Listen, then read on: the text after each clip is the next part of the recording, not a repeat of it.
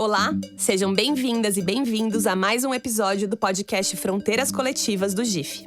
O GIF é o grupo de institutos, fundações e empresas e nós somos uma organização que trabalha para a ampliação e o fortalecimento da filantropia e do investimento social no Brasil. Eu sou a Erika Sais, pesquisadora, colaboradora do GIF e coordenadora do 11º Congresso GIF, Fronteiras da Ação Coletiva. E esse é o 7º episódio dessa série, realizada com o apoio da Laudes Foundation. Para começar, como de costume, o lembrete. Busque Podcast GIF no seu aplicativo de podcast preferido e se inscreva para receber alertas de novos episódios para não perder nenhum e conferir por lá os episódios anteriores que estão bem legais.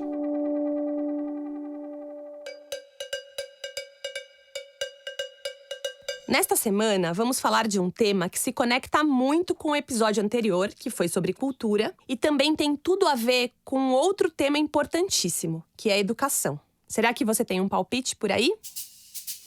Pois este episódio é sobre leitura e escrita. Esse é um tema histórico no GIF, porque em 2012 foi criada a LECT, uma das redes temáticas mais antigas do GIF. A sigla significa Leitura e Escrita de Qualidade para Todos. Além de ser uma das redes temáticas mais antigas, é também uma rede muito ativa e articulada. Desde o ano passado, tem até um site próprio, onde é possível acompanhar as ações, as notícias e publicações da rede e dos seus integrantes. Então já fica o convite para conferir lá. redilect.org.br. Nesses quase 10 anos de atuação, a rede temática de leitura e escrita de qualidade para todos já realizou muita coisa por meio da atuação coletiva e coordenada, apostando na valorização da cultura escrita como um dos pilares da democracia. Ler e escrever são como combustíveis para as pessoas desenvolverem a razão intelectual e a sensibilidade. Também são habilidades fundamentais para ampliar o repertório cultural e as possibilidades de interlocução, além de serem ferramentas essenciais para o acesso ao mercado de trabalho. Mas mais do que isso, aprender a ler e escrever é um direito fundamental, inclusive para que se possa exercer outros direitos e deveres que todos temos como cidadãs e cidadãos. Acho que não precisa falar mais nada para convencer ninguém da importância da leitura e da escrita nas nossas vidas, né? É óbvio, mas não está dado. Foi por isso que um grupo de organizações e pessoas que são apaixonadas e ativistas dessa causa criou a Rede LECT, com a missão de contribuir para a democratização da leitura e da escrita por meio da cooperação entre o setor público e a sociedade civil. O que é, aqui no Brasil, um baita desafio. No nosso país, apesar das muitas conquistas decorrentes de todos os esforços das últimas décadas, o acesso à cultura escrita ainda é marcado por muitas desigualdades. A gente vai falar agora sobre essas e muitas outras questões com as nossas convidadas. A gente conversa hoje com duas mulheres. E eu vou começar apresentando a Diane Mello, que é uma das coordenadoras da LECT. A Diane é graduada em fonoaudiologia pela PUC e também é especialista em linguagem pela mesma faculdade. Ela é ainda coordenadora de engajamento social e leitura no Itaú Social. A leitura é direito de todos. Só que falar isso é muito simples, mas quando a gente conhece a história, principalmente a história do nosso país, gerações tiveram esse direito negado. A segunda convidada é a Bel Santos Maier. A Bel é coordenadora do IBEAC, o Instituto Brasileiro de Estudos e Apoio Comunitário, e é cogestora da Rede Litera Sampa, Rede Nacional de Bibliotecas Comunitárias. Há poucas semanas atrás, justamente no dia que gravamos essa entrevista, a Bel ganhou o prêmio APCA na subcategoria Difusão de Literatura Brasileira, pela sua contribuição na propagação de literatura brasileira contemporânea. A Bel é mesmo maravilhosa. Acho que a mudança que a gente tem visto nos últimos anos é o investimento social privado apoiando aquilo que tem acontecido e transformado a cena literária do país. A gente tem começado nossas conversas aqui no podcast sempre fazendo uma retrospectiva do passado recente. E como o GIF comemorou 25 anos em 2020, temos usado esse corte de tempo. Vamos ouvir agora a Diane e a Bel falando sobre a atuação da filantropia e do investimento social com foco na leitura e na escrita. Não esquece que se você notar o áudio um pouco diferente, é normal, porque nós três gravamos essa conversa, cada uma da sua casa. Bom, o Itaú Social já atua há 27 anos, né? Então, ele acompanhou todo esse percurso de desenvolvimento do investimento social privado no Brasil, né? Importante dizer que esse ecossistema reúne empresas, fundações, né, institutos familiares, empresariais e também independentes. Ele atua como um agente propulsor, assim, de transformação na sociedade. Ao criar e apoiar iniciativas, né, que já existem, que garante direitos e contribui para o fortalecimento da democracia, esse papel ele é muito fundamental. Sempre pensando que, orientado por políticas públicas e esse repasse voluntário de recursos, ele pode e deve gerar impacto. Mas para isso acontecer, a gente precisa pensar que o investimento social privado precisa acontecer de forma planejada, monitorada, sistemática, né? Sempre por meio de programas, projetos e ações que beneficiem muito claramente um público específico. O investimento social, ele está chegando para aquilo que as organizações fazem. O que nós tínhamos há décadas atrás, né? Nós tínhamos editais que diziam como deveria ser, né, as ações, e as organizações sociais, entre elas as bibliotecas comunitárias, procuravam se adequar para conseguir aquele edital. Acho que a mudança que a gente tem visto nos últimos anos é o investimento social privado apoiando aquilo que tem acontecido e transformado a cena literária do país. O investidor social privado tem aprendido conosco e nós também temos aprendido a partir das expectativas que tem do lado de lá. Falando um pouco mais da agenda em si, né, do tema, para que a gente possa entender melhor do que a gente está falando hoje, eu queria que você explicasse para a gente a importância da leitura e da escrita dentro de uma sociedade. Qual é o impacto social do fomento à leitura e à escrita? Olha, eu estou nessa área há 20 anos, né? Quase o tempo aí que o GIF tem. E o que a gente tem visto, Érica, é que a literatura, a leitura e a escrita, quando ela chega à mão dos trabalhadores e dos seus filhos e das suas filhas, faz uma revolução. Porque quando a gente consegue encontrar palavras, metáforas para explicar o mundo, a gente está falando de sentidos. A Michelle Petit, ela diz, né, que quando você não tem metáforas, você só sabe dar nome para as coisas, para o fazer.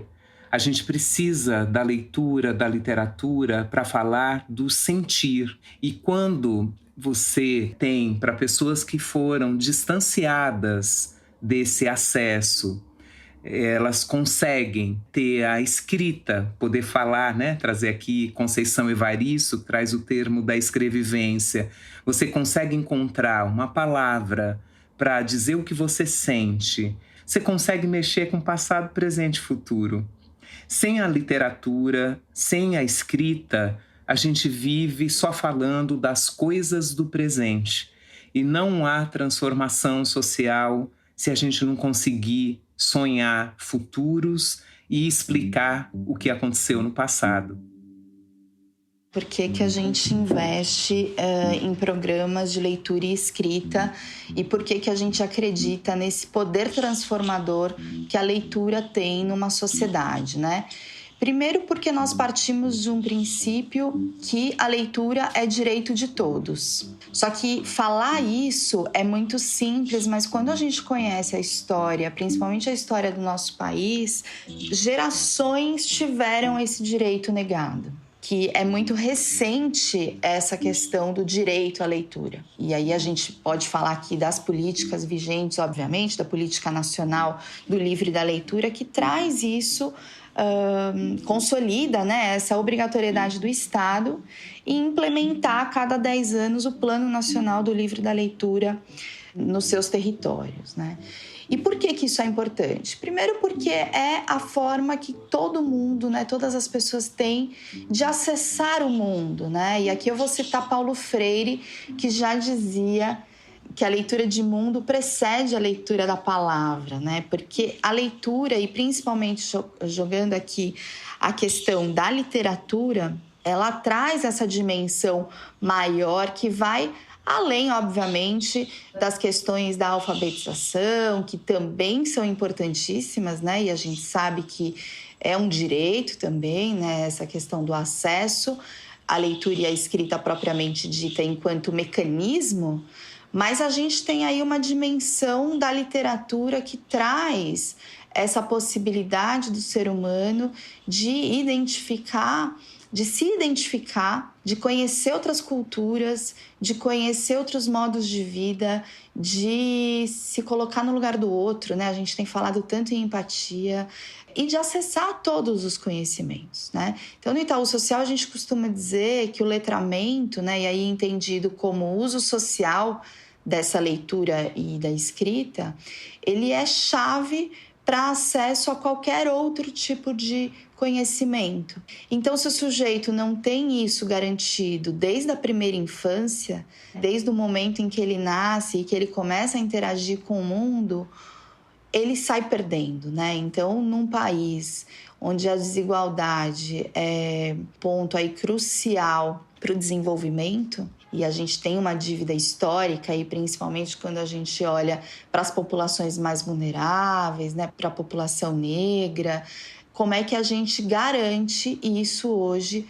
nas esferas tanto escolar, né, mas também nas organizações da sociedade civil, em outros equipamentos públicos, como é que a gente pode promover e garantir essa leitura escrita de qualidade para todos. Toda pessoa tem o direito a acessar uma leitura escrita de qualidade. Você entende que a atuação do investimento social e da filantropia contribuiu nesse processo de termos um Plano Nacional de Livre Leitura?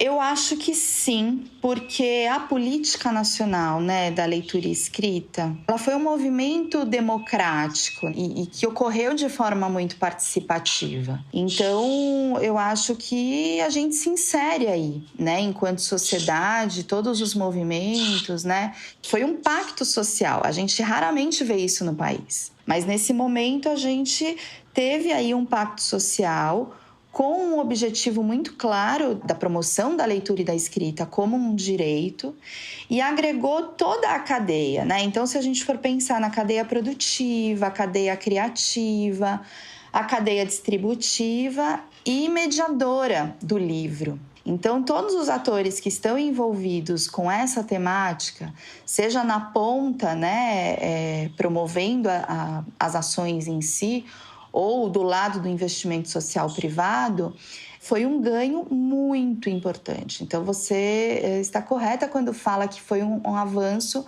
nessa última década com relação à garantia do direito, né? Principalmente aí para as populações mais vulneráveis. A gente, quando olha para a lei, né, que estabelece as estratégias que vão contribuir para essa universalização do direito ao acesso ao livro, à leitura, à literatura e à biblioteca. Ela fala de 4 eixos, né?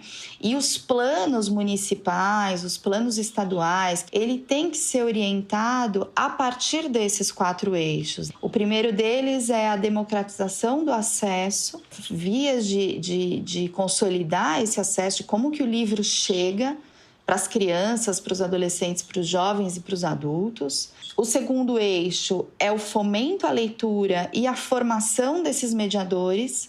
Um terceiro eixo vai falar da valorização da leitura e do seu valor simbólico. Qual a importância da leitura e da escrita numa sociedade? Né? E aí a gente sabe que o livro ele não é qualquer objeto, né?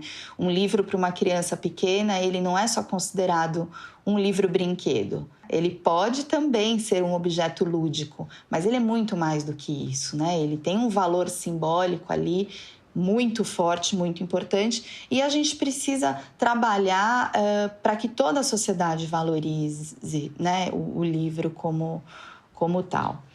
E, por fim, o último eixo que a política trata é do fomento a essa cadeia produtiva e criativa do livro. A gente sabe que a área tem passado por muitos desafios. Produzir livro no Brasil não é tarefa simples, produzir livro de qualidade. Os autores, os ilustradores, quer dizer, todas essas pessoas envolvidas nesse processo, como é que também a sociedade pode fomentar isso, né? Então, falando muito rapidamente da lei e dos avanços que a gente teve, acho que ela é um bom norte, sabe? Para o investimento social privado, inclusive.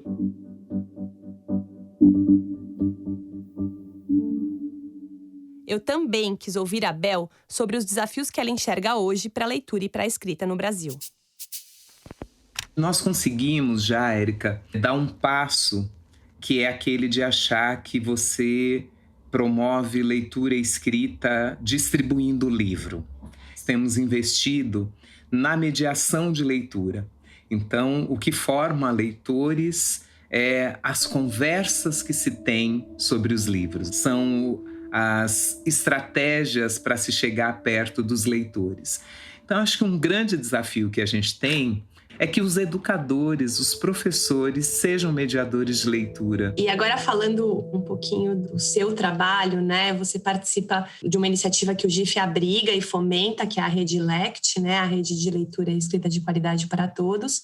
Mas você também é integrante da Rede Nacional de Bibliotecas Comunitárias e coordenadora do Instituto Brasileiro de Estudos e Apoio Comunitário.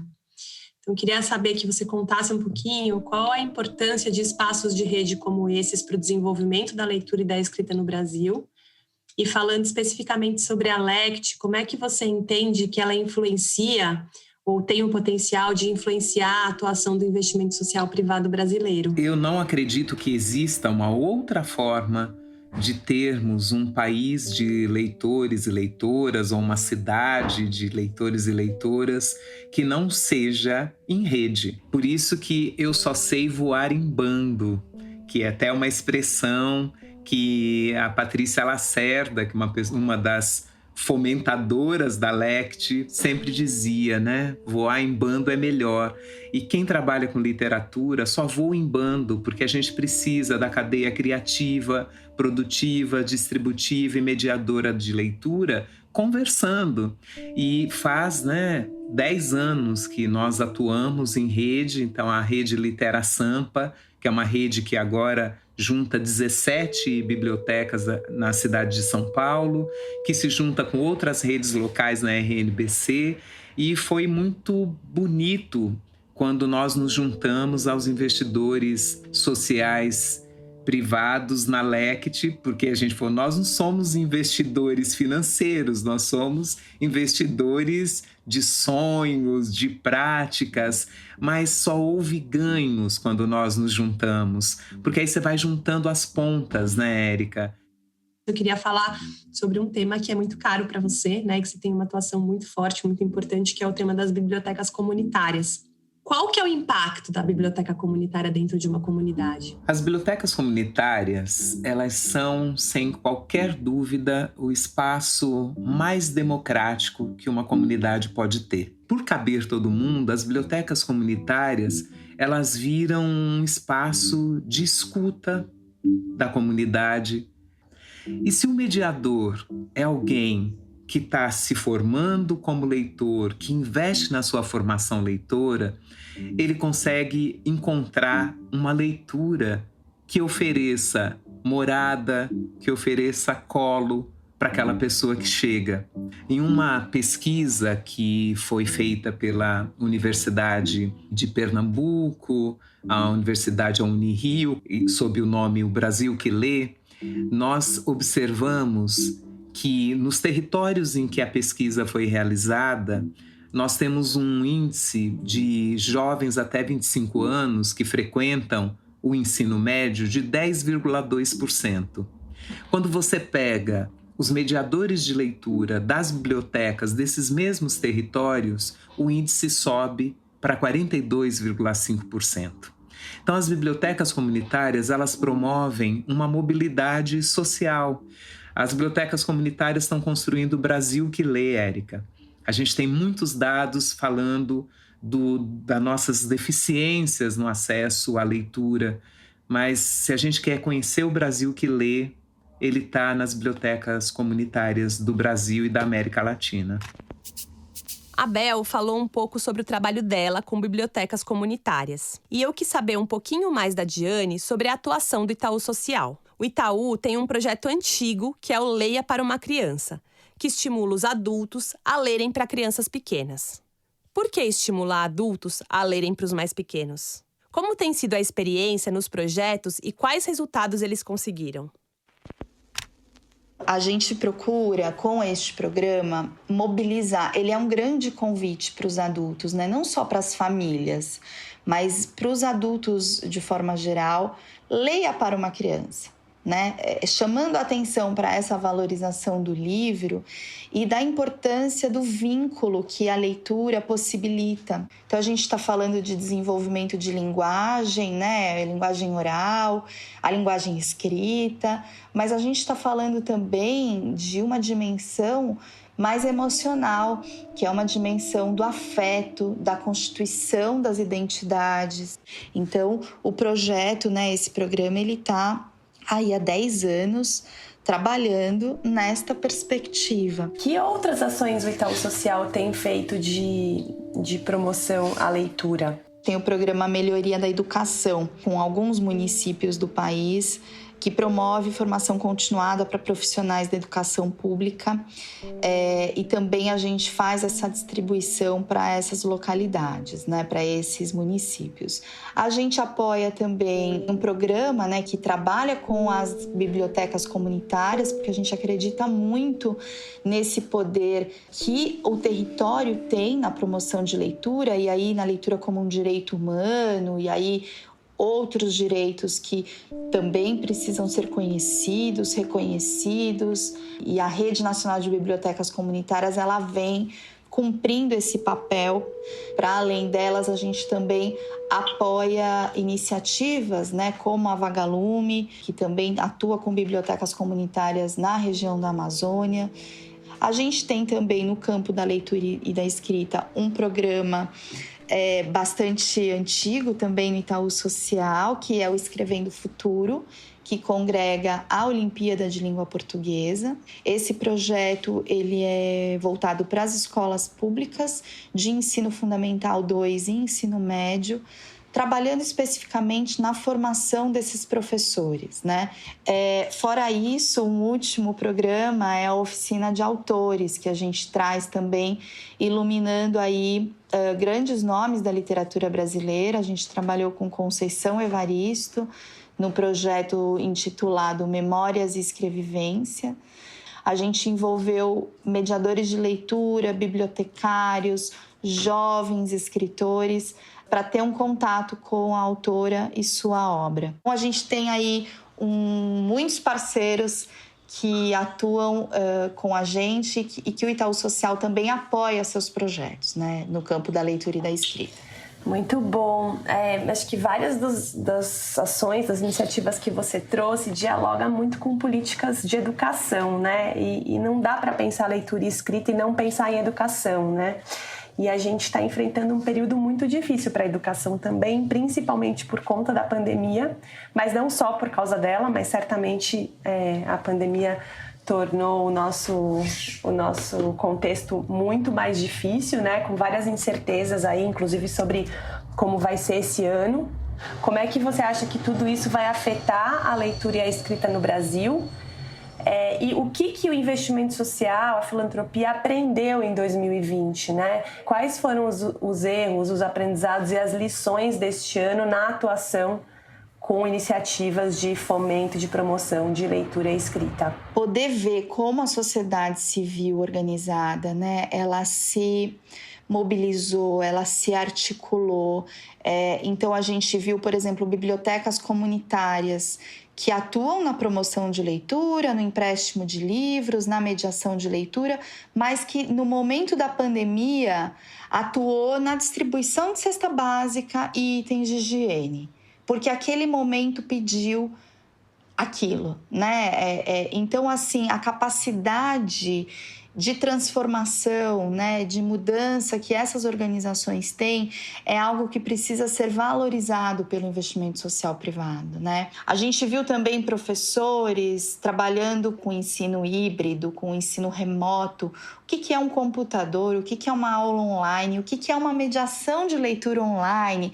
Todo esse movimento que as pessoas fizeram, que esses profissionais tiveram que fazer para não deixar as crianças longe de algo que é fundante, né, no conhecimento, que é algo que é fundamental. Então, a gente sabe que os desafios futuros serão ainda maiores, porque as crianças perderam o ano. Ou, se não perderam o ano, elas tiveram muitas oportunidades de aprendizagem negadas, né? Então, eu acho que esse ano o investimento social privado vai precisar olhar muito para as desigualdades que já eram enormes e olhar como é que a gente pode se organizar para conseguir aí minimizar os efeitos causados pela pandemia, né? A Bel também falou um pouco sobre a situação da leitura e da escrita durante a pandemia do coronavírus. Olha, acho que uma coisa muito interessante que aconteceu, Érica, e nós tivemos algumas experiências muito positivas com investidores sociais privados, que foi dizer, uma biblioteca comunitária, por exemplo, que está no chão, né, da literatura, está no chão da comunidade, está enraizada dentro das comunidades, você fica muito perto dos desafios. Para nós, a pandemia, ela nos afetou porque a gente conhecia exatamente os endereços das pessoas que estavam em pânico, com a fome, com a necessidade que elas tiveram de continuar se movendo para que outros pudessem ficar parados. E aí a gente conseguiu fazer chegar essa voz a vários investidores sociais privados de que a gente precisava associar nossa poesia à defesa do pão, porque a gente não poderia deixar as pessoas morrerem de fome. A gente precisou juntar também a proteção, porque as pessoas estavam com medo de morrer. E aí nós começamos a fazer uma conversa, a gente chamou no início de 3 P's: pão, proteção e poesia. E como isso precisava caminhar muito junto. Para alguns investidores sociais privados, isso poderia parecer meio absurdo, né? É tarefa de uma biblioteca distribuir alimento? Não seria, né? O nosso lugar, se a gente for olhar dentro das caixinhas, seria o lugar para cuidar da literatura. Agora, seria muita hipocrisia da nossa parte a gente falar de literatura com as pessoas vivendo todos os outros desafios aqui que eu elenquei. Então, nós conseguimos encontrar aí instituições muito sensíveis. Um outro acerto também foi a rapidez que nós tivemos para levar para as plataformas virtuais as mediações de leitura. O equívoco, eu acho que é uma tendência, né, que começa a existir de achar que então vamos só investir, não que isso seja pouco, mas vamos investir em ações emergenciais como a segurança alimentar e deixar a cultura para um segundo ou terceiro plano. Agora, para além de todas as dificuldades, essa agenda ainda tem enfrentado outros entraves. Nos últimos 2 anos, a gente tem visto muitos ataques contra a leitura e a escrita no Brasil. Como, por exemplo, o PL da taxação de livros e ainda as tentativas recentes de censura a muitos livros. Qual é a percepção do setor dentro do panorama político atual? E o que a filantropia e o investimento social privado podem fazer, ou mesmo estão fazendo, para assegurar a leitura no Brasil? Olha, a rede LECT do GIF tem já contribuído muito para esse cenário de ameaças e de ameaças a retrocessos, né, na área do livro, leitura, literatura e bibliotecas. Foi importantíssimo o posicionamento da rede LECT, porque ali nós temos, né, especialistas dentro do tema de investimento social privado em ações de educação e leitura. Estamos nós, os ativistas, né, os fazedores também desse universo.